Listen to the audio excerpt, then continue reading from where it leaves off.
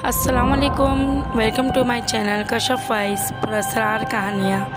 कहानी शुरू करने से पहले आप सबसे मेरी गुजारिश है, मेरे चैनल को सब्सक्राइब करें, बेल आइकन को क्लिक करें ताकि मेरी नई आने वाली वीडियोस का नोटिफिकेशन आपको मिल सके। शुक्रिया। चलते हैं कहानी की तरफ, जो कि एक सच्चा वाक़या है। क्या बात है बेटा, तुम्हारी आंखें बता रही हैं कि तुम शायद रात भर सोए नहीं हो। अरे नहीं अम्मा, ऐसी कोई बात नहीं, मैं ठीक हूँ, आप फिक्रमंद ना हो मेरी तरफ से। ठीक है बेटा, अगर तुम सच कह रहे हो तो मान लेती हूँ। शुक्र है अम्मा चली गई, वरना सारा भेद खुल जाता।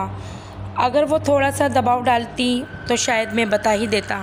इस दिन कॉलेज वगैरह में मसरूफ़ रहा और फिर रात को कमरे में गया सोने के लिए तो बेचैनी चेहरे से वाज़ेह दिखाई दी। थकन के बावजूद किताब पढ़ते जा रहा था। इसका मतलब ये था कि वो जानबूझकर शायद सोना नहीं चाहता था। कहते हैं ना, नींद तो कांटों पर भी आ जाती है। किताब पढ़ते हुए आखिरकार असद की आंख लग गई, मगर ज़्यादा देर तक ना लगी रही थी। थोड़ी देर बाद वो हड़बड़ाकर उठ खड़ा हुआ और खौफ के बायस इसकी आंखें दहक रही थीं। अम्मा को अपने आसपास देखा और एक ठंडी आह भरते हुए पानी का गिलास पिया। इसके बाद वो दोबारा सोने की जुर्रत ना कर सका। बाकी रात तारिक असद ने आंखों में ही काट दी और मुसलसल इसका जहन किसी के बारे में सोचा जा रहा था, मगर वो किसी भी नतीजे पे नहीं पहुंच पा रहा था। खुदा खुदा कर कर आखिरकार सुबह हो गई। इसकी माँ ने जब असद को सुबह देखा तो फिर से पूछा, बेटा क्या बात है, कल भी तुम्हारी आंखें ऐसी ही लग रही थी जैसे तुम रात भर जागते रहे हो। आज भी ऐसा ही है, आखिर बात क्या है? कहीं कोई तुम नशा वगैरह तो नहीं करने लगे? बताओ बेटा, तुम्हें मेरी कसम। अरे अम्मा, ऐसी कोई बात नहीं, मैं बिल्कुल कोई नशा वशा नहीं कर रहा, आपकी कसम। अब तो यकीन आ गया ना आपको? बस ज़रा रात में देर तक पढ़ने की वजह से आंखें ऐसी लगती हैं। मामूल के मुताबिक वो कॉलेज गया और शाम को घर आया, खाना खाया और टीवी देखने लगा। काफ़ी देर टीवी देखने के बाद इस पर नींद का गलबा तारी होने लगा, मगर असद ने ख़ुद को संभाले रखा और फिर किताब पढ़ने लगा।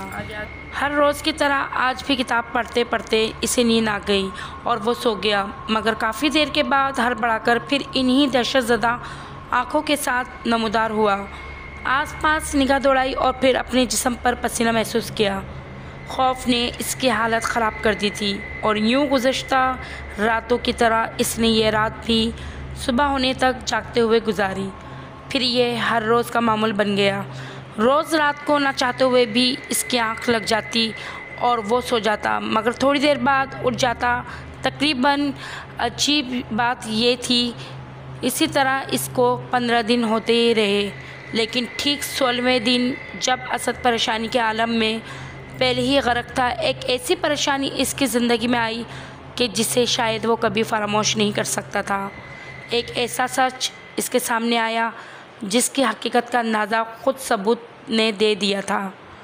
उस रात असद ने बहुत कोशिश की, मगर नींद की देवी बार बार इसे अपने पास आने का कहती रही और आखिरकार एक वक्त इस रात में फिर ऐसा आया कि जब असद गहरी नींद सो गया।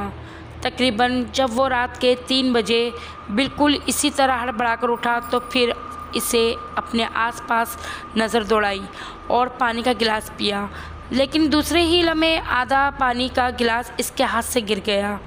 जब असद ने अपने पाँव पे गीली मिट्टी लगी हुई देखी और फिर ये कहकर अपने सर पर हाथ रख लिया, ओ मेरे खुदाया, ये तो सच था जिसे मैं समझ नहीं पाया। असद ने टाइम की जानिब निगाह दौड़ाई तो 3 बज चुके थे। वो अपने बेड से उतरा और अलमारी से जाकर तस्वीरें वाला एल्बम निकाल लाया। वहाँ तस्वीरें देखते हुए इसकी नज़र अपने दोस्त फैज़ान की तस्वीर पर ठहर सी गई और काफ़ी देर तक वो इस तस्वीर का बगौर मुशाहिदा करता रहा। फिर एल्बम वहीं रखा और आखिर गहरी सोच में डूब गया। सुबह हुई तो वो नमाज़ पढ़ने के लिए मस्जिद चला गया। मस्जिद के इमाम आलम साहब काफ़ी इल्म रखते थे, दुनियावी और रूहानी। इसलिए असद ने सोचा कि मुझे आलिम साहब से बात करनी चाहिए। इस तरह कब तक चलेगा? आलिम साहब, मुझे आपसे कुछ ज़रूरी बात करनी है। हाँ बेटा, ज़रूर करो, बोलो क्या बात है? वो दरअसल आलिम साहब बात अकेले में करने वाली है, यहाँ नहीं कर सकता। अच्छा तो ठीक है, फिर तुम ऐसा करो, मगरिब के बाद मेरे आस्थाने पर चले आओ, वहाँ बैठकर बात कर लेंगे और खुदा ने चाहा तो आपका जो भी मसला होगा हल हो जाएगा। ठीक है आलिम साहब, मैं शाम को आपके पास आ जाऊंगा।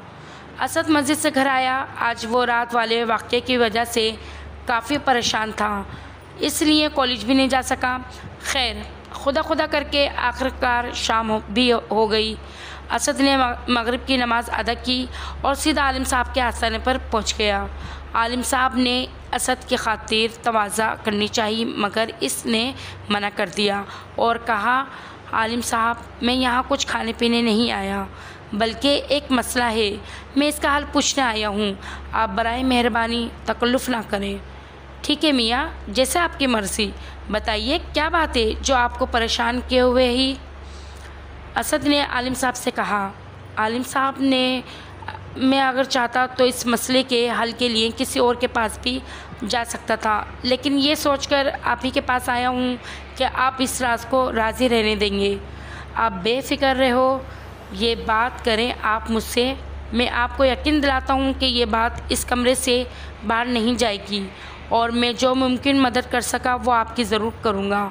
शुक्रिया आलिम साहब, इसलिए कि ये बात मैं अपने घर वालों को भी नहीं बताई, अभी तक शायद ये आगे चलकर भी ना बताऊं।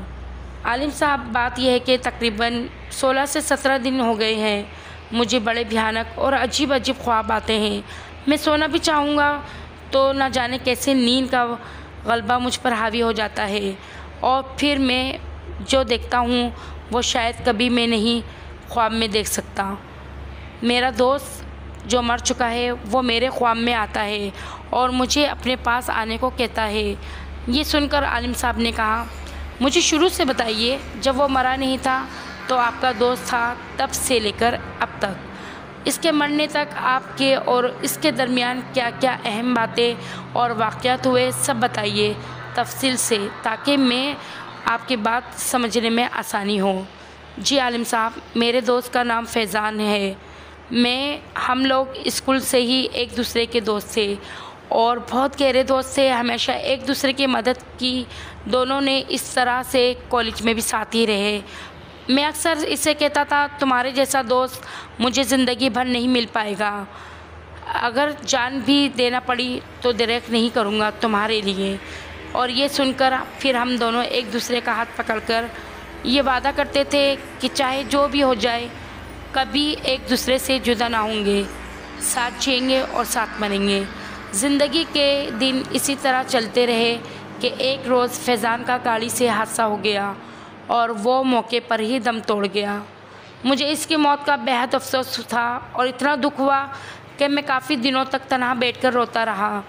फिर कुछ दिनों के बाद हालात बदलने लगे, फैज़ान के जाने का गम कम होने लगा और ज़िंदगी दोबारा आगे बढ़ने लगी। मैं कॉलेज जाने लगा और फैज़ान की जगह बहुत सारे नए दोस्त आ गए मेरी ज़िंदगी में। लेकिन जैसे ही 2 माह गुज़रे तो मेरे साथ अजीब अजीब बातें होने लगी। मैं जहाँ भी जाता और ख़ासकर जब तन्हा होता तो एक काली बिल्ली मेरे सामने से अक्सर गुर्रा कर चली जाती और जब चलता तो मेरे साथ चलती। लेकिन जब मैं इसे भगाने की कोशिश करने लगता तो वो काली बिल्ली एक काला कौवा बनकर उड़ जाती और थोड़ी दूर जाकर नज़रों से ओझल हो जाती। ये सिलसिला बहुत दिनों तक लगातार चलता रहा। फिर इसके बाद फैज़ान मेरी नींद में आने लगा। वो अक्सर मेरे ख्वाब में आता और मुझे कहता, असद चलो मेरे साथ, मैं वहाँ बहुत अकेला हूँ, कोई भी दोस्त नहीं है मेरा वहाँ पर। तुमने वादा किया था ना कि मेरे साथ जियोगे, मेरे साथ ही मरोगे, लेकिन देखो तुम मुझे अपने प्यारे दोस्त को भूल गए, चलो मेरे साथ। और मैं बेसुध होकर इसके साथ चल पड़ता हूँ। लेकिन जब होश में आता हूँ तो अपने आप को कब्रिस्तान के जहर आलूद फ़िज़ा में पाकर डर जाता हूँ और वहाँ से भागकर घर आ जाता हूँ। इसके बाद एक रात जब वो मुझे अपने साथ कब्रिस्तान लेकर गया तो मुझे याद है, हमारे वहाँ पहुँचते ही किसी ने इसे एक ही झटके से खींचकर इसको कब्र में डाल दिया। मैं नहीं जानता वह मखलूक कौन थी जो मुझे दिखाई ना दी और फैज़ान को कब्र के अंदर ले गई। इसके बाद मैंने फैज़ान की चीखने चिल्लाने की आवाज़ें सुनी। वो इतनी बुलंद आवाज़ में चिल्ला रहा था कि आवाज़ कब्र के में से भी मुझे ऐसी सुनाई दे रही थी जैसे फैज़ान मेरे पास ही खड़ा चला रहा हो। फिर वो थोड़ी देर बाद वापस मेरे पास आता तो इसका जिस्म जल चुका होता और निहायत तंगी की हालत में होता। वो मुझे आते ही कहता, देखो असद, मुझे किस तरह अज़ाब हो रहा है, वो अलग जलाते हैं और बाकी रूहें जो कब्रिस्तान में मौजूद हैं वो मुझे तन्हा समझकर अलग मारती हैं। असद तुम मेरे दोस्त हो ना, खुदारा मेरी मदद करो, मैं यहाँ बिल्कुल तन्हा हूँ, तुम मेरे पास आ जाओ ना हमेशा के लिए। मैंने जब ये आलम देखा तो वहाँ से दौड़ लगा दी और घर आकर सांस लिया। रात भर सो ना पाया और अपने साथ होने वाले इस अजीब व गरीब वाक़े के बारे में सोचता रहा। इसके अगले रोज़ यानी 2 दिन पहले की बात है, जब मैंने वो देखा जो शायद किसी और ने सपने में भी नहीं देखा होगा। आलम साहब ने सवालिया लहजे में पूछा, वो क्या देखा तुमने? असद ने कहा, आलम साहब मैं सो रहा था कि फैज़ान फिर से मेरे पास आया और मुझे अपने साथ ले गया। वो जगह कब्रिस्तान नहीं थी बल्कि कोई और ही थी। एक तरफ देखते हुए अंगारे थे और दूसरी तरफ बहुत सारे बागात थे। मैं इन दोनों के दरमियान खड़ा था। मैंने देखा कुछ लोग अंगारों पर चल रहे थे और रो रहे थे, कुछ सर पीट रहे थे। हत्ता कि इस तरफ तो दोज़ख का ही आलम था, लेकिन दूसरी जानिब भी कुछ लोग थे, वो बहुत खुश लग रहे थे और तरह तरह के फल खा रहे थे। तभी फैज़ान ने मुझे बताया कि ये है वो अगला जहाँ जिसे लोग झुटलाते हैं। थोड़ी देर बाद मुझे भी इन अंगारों पर चलना होगा और फिर वो मुझे दूसरी जगह जंजीरों में जकड़ कर कोड़े मारेंगे। मैं इस जानिब चलने लगा जिस तरफ लोग खुशहाल थे, लेकिन मैंने देखा फैज़ान मेरे साथ नहीं चल रहा था। वो जकड़ा जा चुका था। इससे पहले कि मैं कोई कदम बढ़ाता मेरे पाँव गीली मिट्टी में धंस गए और फैज़ान चिल्लाने लगा, असद ये अगला जहाँ है, यहाँ से वापस चले जाओ, और आ रहे हैं वो तुम्हें भी पकड़कर मारेंगे। जाओ असद, जल्दी चले जाओ। और इस तरह इसने मुझे एक ज़ोरदार धक्का दिया और जब मेरी आँख खुली तो मैंने अपने आप को अपने बेड पर मौजूद पाया। मगर मैं अगले जहाँ देखकर आया था, क्योंकि मुझे यकीन था, इसलिए कि मेरे पाँव पर वो गीली मिट्टी लगी हुई थी जो साबित कर रही थी कि मैं कुछ देर पहले वहीं पर था। इसके बाद मैं सोचता रहा और फिर नमाज के लिए चला आया। आपसे बात की और अभी आपके सामने बैठा हूँ। बस यही है मेरी कहानी। आप बताइए ये सब क्या है और क्यों हो रहा है, और क्या यह होता ही रहेगा या रुक जाएगा? आलिम साहब ने कहा, मैं सारा कुछ समझ गया हूँ। तुम्हारा दोस्त फैज़ान इसलिए तुम्हें अपने पास बुलाता है क्योंकि ज़िंदगी में तुमने इससे वादा किया था कि साथ जिएंगे साथ मरेंगे, लेकिन वो मर गया और तुम अभी तक ज़िंदा हो। इस वजह से इसकी रूह तड़प रही है और वो काली बिल्ली और काला कौवा कोई और नहीं था बल्कि तुम्हारे दोस्त की रूह थी जो मुख्तलिफ़ शक्लों में तुम्हारे सामने आकर तुम्हें अपने वादे की याद दिलाना चाहती थी जिसे तुम नहीं समझ पा रहे थे। फिर इसने तुम्हारे ख्वाब में आना शुरू कर दिया, तो इससे साबित होता है वो तुम्हें अपने साथ ले जाने के लिए कितना बेचैन है कब्र में। मगर तारिक गवाह है असद मियाँ, चाहे कोई किसी को कितना ही प्यार क्यों न करता हो, मगर कभी किसी ने इसके लिए अपनी जान नहीं दी। मरने वालों के साथ मरते हुए किसी को नहीं देखा। हम ज़िंदगी में अक्सर ऐसे वादे करते हैं जो पूरे नहीं हो पाते, तो फिर वो वादे हमारे लिए परेशानी के बास बनते हैं। और जहाँ तक ताल्लुक़ इस रात का, जिस रात तुमने देखा कोई इसे कब्र में ले गया, तो इसका मतलब है फ़रिश्ते इसे खींच कर ले गए और कब्र के अज़ाब से दोचार किया इसे, और तुम्हें अपने साथ अगले जहाँ तक पहुँचाना। ये साबित करता है कि वो तुम्हें अज़ाब कब्र और अज़ाब हशर से बचाना चाहता है। वो नहीं चाहता कि जिस तरह वो तंगी में है अगले जहाँ में तुम भी जाकर मरो तो ऐसी ही तकलीफ़ से दोचार किए जाओ। और वो आराम कर रहे थे। तुम्हारे पाँव से मिट्टी का लगना, इसका मतलब ये था कि तुम इसे महज एक ख्वाब या वहम ना समझकर भूल जाओ, बल्कि इसे याद रखते हुए अपनी ज़िंदगी को बेहतर बना सको। फैज़ान की रूह बेचैन है इसलिए कि इसे सवाब की ज़रूरत है। तुम ऐसा करो कि इसकी कब्र पर फातिहा ख्वानी करो, फिर देखना क्या होता है, और नमाज की भी खुद भी पाबंदी करो और दूसरों को भी इसकी तलकीन करो। आलिम साहब, आपका बहुत बहुत शुक्रिया, आपने मेरी मुश्किल हल कर दी। मैं आपका ये एहसान कभी नहीं भूलूँगा। इजाज़त चाहता हूँ, खुदा हाफिज़। असद वहाँ से घर आया और बावजू होकर कुरान की तिलावत करने लगा। काफ़ी देर तक तिलावत करने के बाद इसने जो भी पढ़ा था वो फैज़ान की रूह को बख्श दिया और बेफ़िक्र होकर सो गया।